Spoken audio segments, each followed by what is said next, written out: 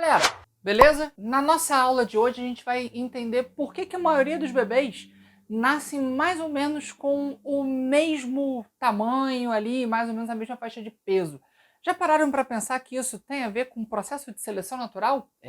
Apesar de modo geral, a gente não estar tão submetido assim à seleção natural, nessa questão é bem fácil da gente observar a seleção natural acontecendo. Vamos entender isso e outras coisas sobre evolução e seleção natural nessa aula. Vem comigo. Quando a gente trata de tipos de seleção, a gente precisa entender que a seleção natural ela nada mais é do que o processo pelo qual os organismos são selecionados no ambiente de acordo com as suas características e as suas chances de sobrevivência. Isso significa que os organismos têm diferentes chances de sobrevivência no ambiente, mas isso tem uma relação direta com a capacidade de suporte que o ambiente oferece. O que eu quero dizer com isso? Olha só, esse gráfico que eu montei aqui, ele é um gráfico que a gente vê muito lá nas aulas de ecologia. Em geral, eu tenho um determinado crescimento da população até que ela atinja ali a carga biótica, a capacidade de suporte, ou seja,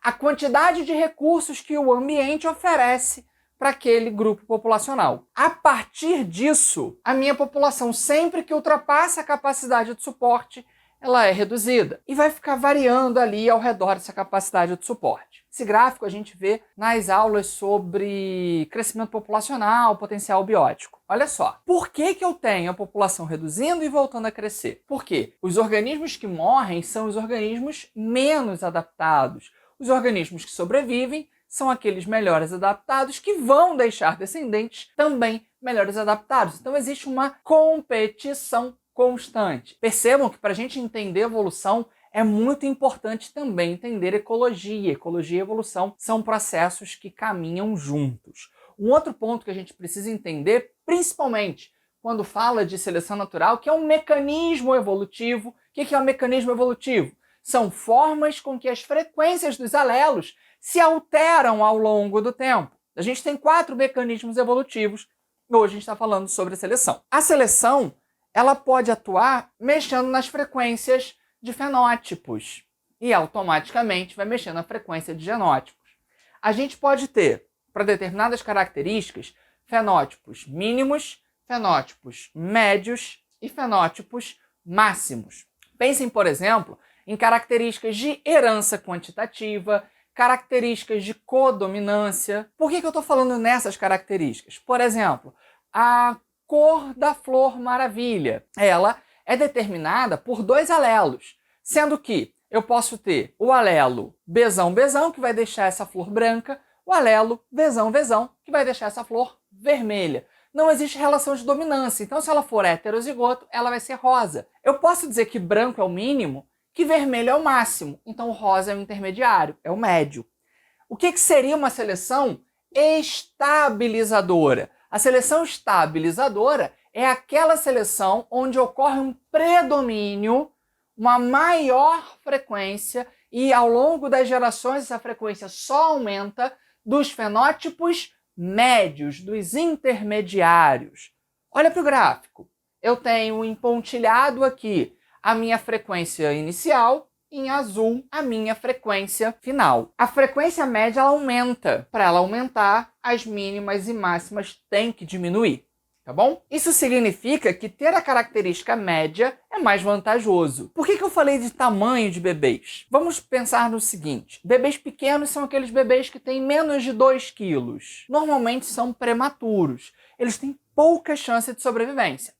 Bebês grandes são aqueles bebês que têm mais de 5 quilos. Em condições naturais, eles também têm menos chance de sobrevivência. Por que em condições naturais? Porque na cesariana eles vão acabar tendo uma chance de sobrevivência maior.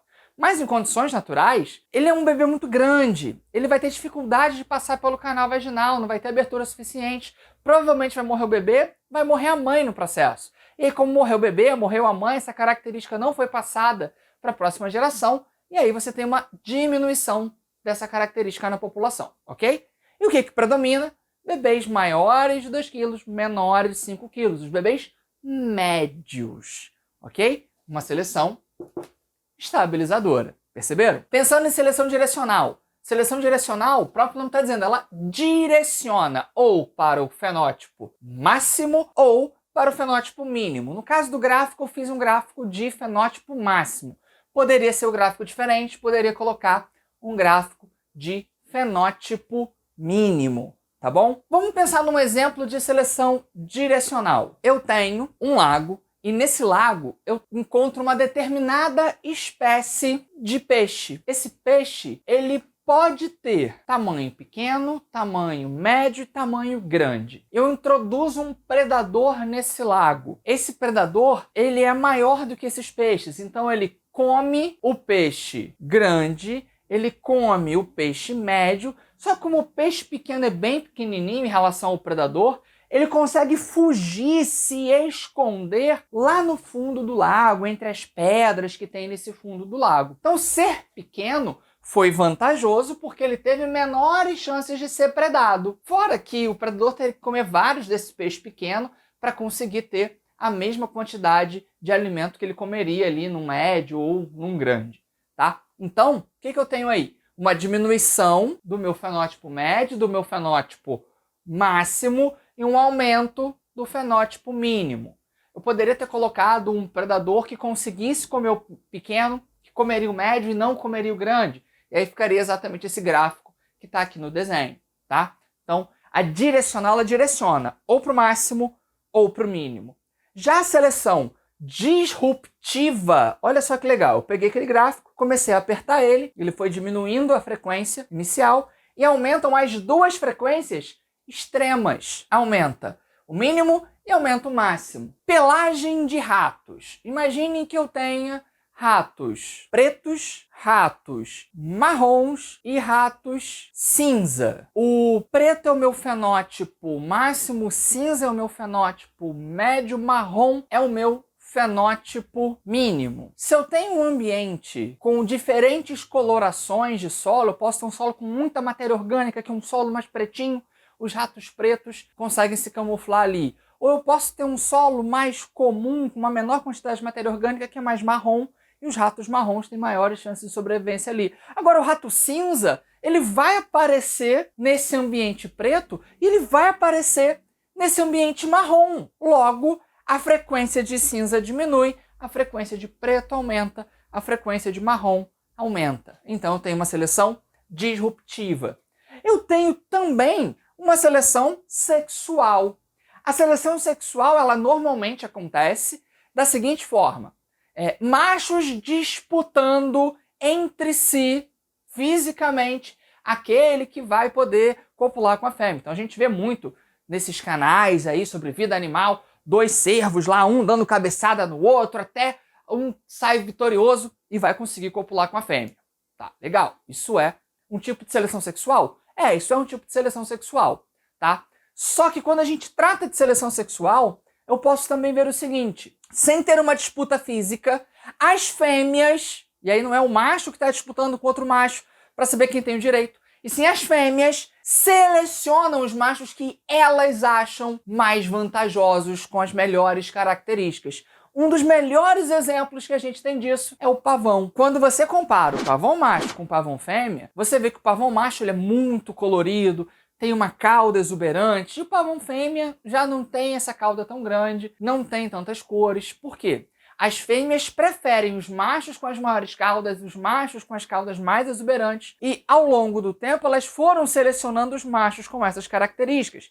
Aqueles que não tinham essas características não conseguiam se reproduzir. E ainda tem um detalhe, normalmente as fêmeas, filhas de machos muito exuberantes, preferem machos exuberantes. E aí você vai reforçando essa característica na população. E aí isso gera pra gente a seleção sexual. Só que a seleção sexual, ela tem um ponto muito importante. Preste atenção aqui. Eu tô falando de frequência de alelos. Legal. Tô falando de frequência de fenótipo que gera uma alteração na frequência do genótipo. Isso tá tudo junto ali. Só que, quando eu falo de seleção natural, eu tô dizendo que esses organismos têm maior chance de sobrevivência. Eles têm maior chance de sobrevivência, por isso se reproduzem mais. No caso da seleção sexual, não necessariamente o organismo tem maior chance de sobrevivência, mas ele tem maior sucesso reprodutivo. Ele se reproduz mais. Aquela característica é mais vantajosa para a sua reprodução. Beleza, galera? Com isso a gente fecha esse primeiro mecanismo evolutivo, que é a seleção natural, e vamos ver os próximos nas próximas aulas. Lembra de se inscrever no canal, de deixar o seu like, compartilhar o vídeo e deixar as suas dúvidas aqui nos comentários para eu respondendo vocês. Valeu, bons estudos, fui!